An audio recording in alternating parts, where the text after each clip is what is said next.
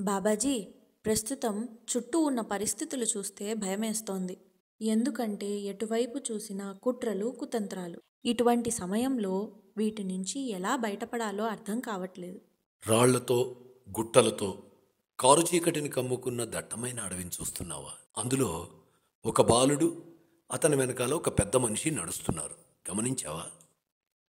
ఆ బాలుడు తన చేతిలో ఒక దీపాన్ని పట్టుకొని ధైర్యంగా ఎలా సాగిపోతున్నాడో చూస్తున్నావా?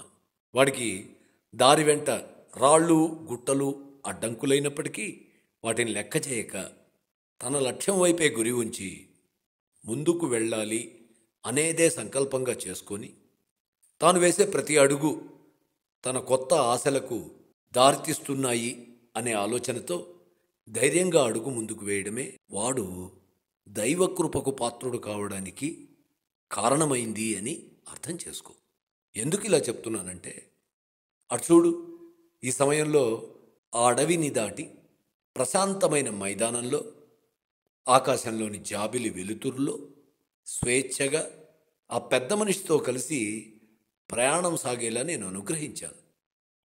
యావ సృష్టిలో ఉన్న జీవులను పాలించేది నేనే. విజయం అనేది గమ్యం కాదు, అది ఒక ప్రయాణం మాత్రమే.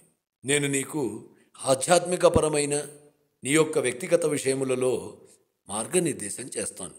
నీవు చేయాలనుకుంటున్న విషయంపై బాధ్యత కలిగి ఉంటూ పాజిటివ్ మైండ్తో బాధ్యతలను మరియు వ్యక్తిగత శ్రేయస్సును సమతుల్యం చేసుకో.